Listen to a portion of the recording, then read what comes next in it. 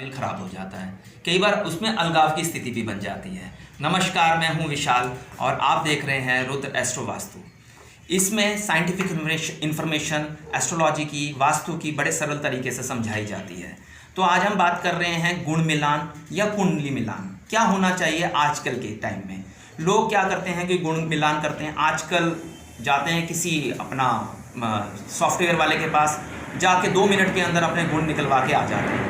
आज की डेट में भी गुण 2 मिनट में निकाल देने के बाद वो आदमी आपको ये नहीं बताता कि आपके बच्चे का, जो आप दोनों बच्चों का रिश्ता जोड़ रहे हो, तो दोनों बच्चों का स्वभाव कैसा रहेगा, दोनों बच्चों के फाइनेंस मैटर कैसे रहेंगे, या औलाद के हिस्से को उसने जोड़ा या नहीं जोड़ा, या जब लड़की अपने ससुराल जाएगी तो ससुराल के हालत क्या होंगे। तो उन लोगों का क्या प्रॉब्लम है कि इस कारण की वजह से ना उनके पास कोई जवाब होता है और ना कोई जवाब देता है। आप वो सॉफ्टवेयर से जोड़ते हैं, 2 मिनट में आपको गुण पकड़ा देते हैं, 35, 36, 32, 30 गुण मिला के दे देते हैं। उसके बाद जब वो शादियां हो जाती हैं तो कई अक्सर मेरे पास अपने एग्जांपल्स बहुत हैं कि जो लोग आज भी कोर्ट कचहरियों में खड़े हैं 32, 36 गुण मिलने के बाद भी। तो ऐसा क्यों है कि गुण मिलाने की वजह से भी वो आज भी कोर्ट कचहरियों में पड़े हुए हैं। दिक्कत ये है कि मेन इसकी दिक्कत क्यों होती है, क्योंकि जो पहले गुण मिलाने वाले जो आचार्य होते थे वो अब आचार्य नहीं है। पहले गुण मिलान करने के लिए कम से कम 2 से 3 दिन लगते थे। अब क्या है, वो पहले क्या करते थे, पहले नक्षत्र देखते थे, उसके बाद नक्षत्रों का वो चरण देखते थे, उसके बाद वो नक्षत्रों का सब कुछ चेक करके वो 2-3 दिन के बाद बताते थे कि ये गुण मिलते हैं या नहीं मिलते हैं। आजकल तो 2 मिनट सॉफ्टवेयर देखें और वो कर लें।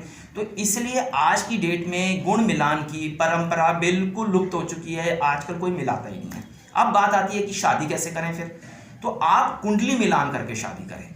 जब भी आप कुंडली मिलाते हैं तो उससे बेटर, गुण का तो आपको पता ही नहीं है करना क्या है उसमें, लेकिन कुंडली मिलान में आप ये जाके पता कर सकते हैं कि दोनों की शादी के योग कैसे हैं। अगर लड़का और लड़की की आप कुंडली दिखाते हैं तो आप ये पता कर सकते हैं कि दोनों की शादी के योग कैसे हैं, दोनों का गृहस्थ जीवन कैसा रहेगा शादी के बाद, दोनों की फिजिकल स्टेबिलिटी कैसी रहेगी, मतलब उनको बीमारियां आएंगी या नहीं आएंगी, या फिर वो बच्चों के योग कैसे हैं, आगे उनकी सुख समृद्धि कैसी रहेगी, और सबसे बड़ी बात है कमाई के साधन कैसे रहेंगे। आजकल लड़का और लड़की दोनों कमाते हैं, तो कमाई के साधन भी ये देखा जाएगा कि लड़की और लड़के के दोनों के कमाई के साधन कैसे रहेंगे। तो ये आजकल की कुंडलियों में कुंडली मिलान करना चाहिए, ना कि गुण मिलान करना चाहिए। जैसे कि जब मैं तो ये सोचता हूँ कि जब कुंडली मिलाना ही नहीं है, जब कुंडली के बारे में आप वो गुणों के बारे में आपको कुछ पता ही नहीं है, तो लोग मिलवाते क्यों हैं। इससे अच्छा आप कुंडली मिलवाइए।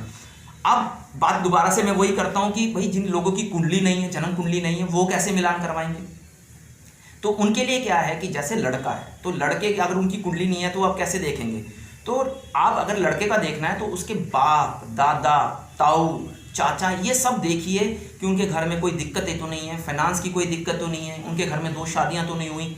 अगर इस सब लोग सुखी हैं वहाँ पे तो आप वहाँ बेहिचक कर सकते हैं, क्योंकि वो DNA में आ रहा है। अब ऐसे ही सेम लड़की के लिए देख रहे हैं, उसकी जन्म कुंडली नहीं है, आप कैसे मिलाएंगे वहाँ पे।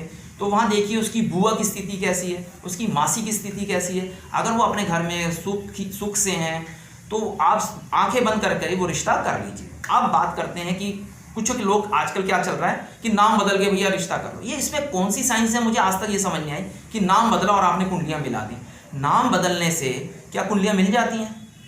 पता नहीं ये कौन सी साइंस है। इस साइंस को बिल्कुल भी आप मत लीजिए, नाम बदल के बिल्कुल भी ऐसे मत करिए, क्योंककि ये किसी दिन भी आप इसके लिए ठोकर खा सकते हैं। अब मैं एग्जांपल लेता हूँ कुंडली मिलान का कि कुंडली हम कैसे मिलाते हैं। जैसे कि आप मान लीजिए कि किसी के घर में चंद्र 11वें घर के अंदर बैठा है, तो अगर उस आदमी ने अपनी बेटी का कन्यादान तारों की छांव में, मतलब अंधेरे में कर दिया, सुबह कर दिया, तो उसकी बेटी हमेशा दुखी रहेगी। तो ये कुंडली में आएगा, ये कहीं गुण मिलान में नहीं आएगा।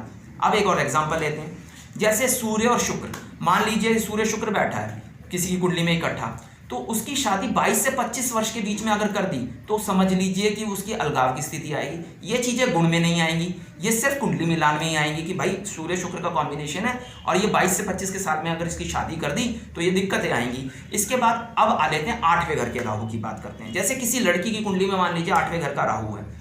अब 8वें घर का राहु है, जब तक वो अपने घर में थी बहुत सुखी थी, सब कुछ अच्छा चल रहा था, सब लोग सुखी थे। लेकिन अगर उसकी शादी कहीं गलती से दक्षिण मुखी के घर में हो जाती है तो वो उस घर में कलेश, दिक्कतें, परेशानी, नाम किस पे आता है कि लड़की जब से हमारे घर में आई है दिक्कतें पैदा कर दी हैं। तो अगर ये चीज़ तो कुंडली मिलान में मिलेगी ना, ये आपको गुण मिलान में थोड़ी मिलेगा कि 8वें घर का राहु वहाँ मिल जाएगा। तो मेरी आप लोगों से सबसे यही है कि गुण मिलान पद्धति बहुत पुरानी हो चुकी है और अब वैसे आचार्य भी नहीं रहे जो गुण मिलान करके काम करें। तो आप लोग आजकल जब भी आपको अपने बच्चे की शादी करनी है तो उससे पहले कुंडलियां मिलवाएं, किसी अच्छे आचार्य के पास जाएं और उनकी कुंडली में ये जो 4-5 मैंने बताए हैं, सुख, समृद्धि, बच्चा, फाइनेंस, ये सब बारे में बात करिए, आपको जरूर मिलेगा। आज के लिए इतना ही, आज के लिए यहीं विराम देता हूँ। नमस्कार।